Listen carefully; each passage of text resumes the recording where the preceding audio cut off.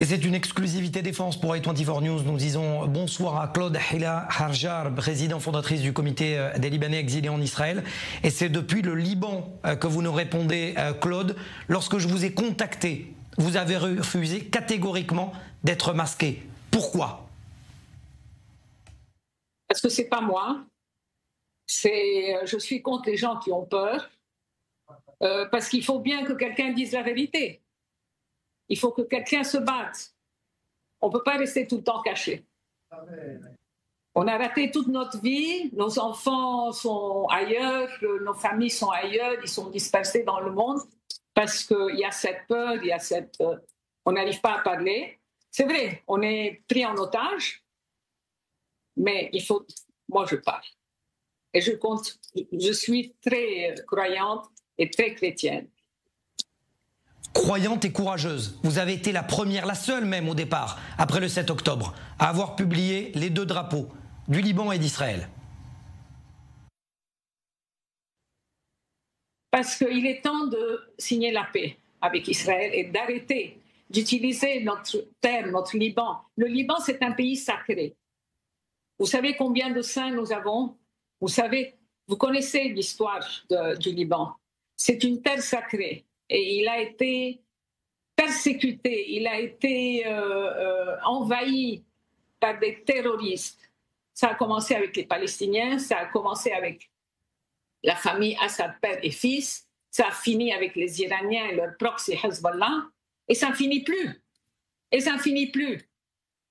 Ça fait 55 ans qu'on est pris en otage, qu'on est en guerre, on en a marre. On veut la paix. Je veux venir prier, voir la tombe de Jésus-Christ à Jérusalem, là où il est né à Bethléem, en Israël, et avoir un lien avec le peuple juif. Nous avons toujours eu un lien avec le peuple juif en Argentine, en France, maintenant à Dubaï, on est tous ensemble, et ici c'est interdit. On nous interdit quoi? Quoi? Je ne comprends pas. On a des liens sacrés entre le Liban et Israël. On n'a jamais eu de guerre. Ça a été toujours un lien historique. Depuis le temps du roi Hiram de Tyr et du roi Salomon d'Israël. Il y avait un lien, une amitié, il y avait le commerce, il y avait un respect mutuel. Il y avait tout ça. Oui, mais le secrétaire général du Hezbollah, Naïm Kassem, dit qu'il n'abdiquera pas, qu'il ne déposera pas les armes. Il peut rester, mais lui, il est en Iran, non? Il est sous terre en Iran quelque part. Il peut le faire de là-bas. Qu'il prenne tous les gens, tous les Iraniens du Hezbollah, parce qu'ils ne sont pas libanais. Ils viennent de Karbala, de Najaf, hein? Et peut-être un village Mais même les Iraniens, le peuple iranien ne les veut pas. Pauvre peuple iranien. Mais vous dites qu'il est en Iran, mais il n'est pas à Beyrouth, Naïm Kassem? Moi, je sais qu'il avait pris la fuite après on a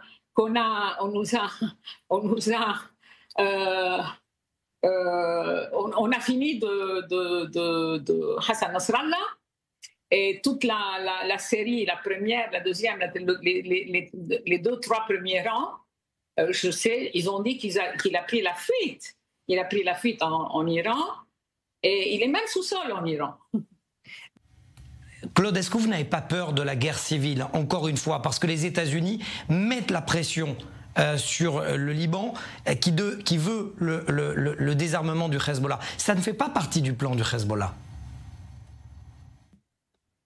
Non, parce que écoute, le Hezbollah, il faut qu'il cesse de parler. Le Hezbollah et négociation, on doit dismantle et désarmer le Hezbollah. Il faut savoir c'est quoi le Hezbollah. Le Hezbollah, c'est une organisation terroriste iranienne, plus un des plus grands cartels au monde de drogue. Et la référence vient du DEA d'Amérique, one of the biggest drug cartels dans le monde. Et qu'est-ce que tu veux négocier avec eux? C'est ou tu les prends par force, ou tu les élimines. Il n'y a pas de choix. Il n'y a pas de choix. Tu enlèves leurs armes, ils vont rester. Et ils vont refaire, ils vont recréer des gens, des terroristes qui viennent assassiner, qui viennent tuer, qui viennent kidnapper. Ça ne sert à rien. Vous n'avez pas peur de la guerre civile? Guerre civile? Quelle guerre civile? Il n'y a pas de guerre civile au Liban. Écoute, il n'y a jamais eu, qu'on arrête de nous dire guerre civile, il n'y a jamais eu de guerre civile au Liban. Il y a eu une guerre, la guerre des autres au Liban. La guerre palestinienne au Liban. La guerre de Assad qui considère le Liban une province syrienne et dire que c'est le Liban qui doit considérer la Syrie une province syrienne parce que c'était l'État de Damas. C'est tout. Il y avait Damas. Le reste, c'était le Liban.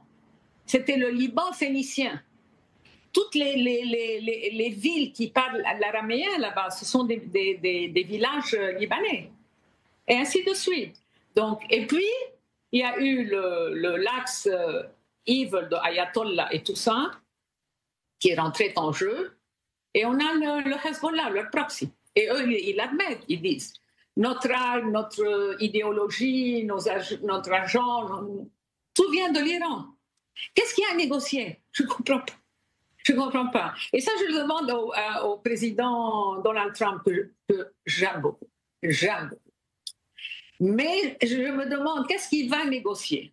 On négocie avec un État où il y a un mutuel respect, où on peut différencier politiquement, mais qu'est-ce qu'on va négocier avec des drag cartels, blanchiment d'argent, terroristes?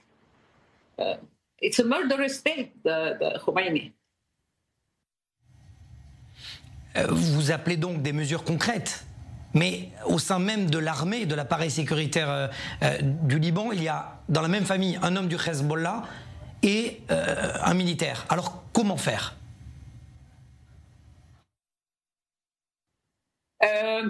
Écoutez, moi je n'y crois pas, les choses qui prennent tellement de temps. Si ce gouvernement allait faire quelque chose, il l'aurait fait. Je n'y crois plus.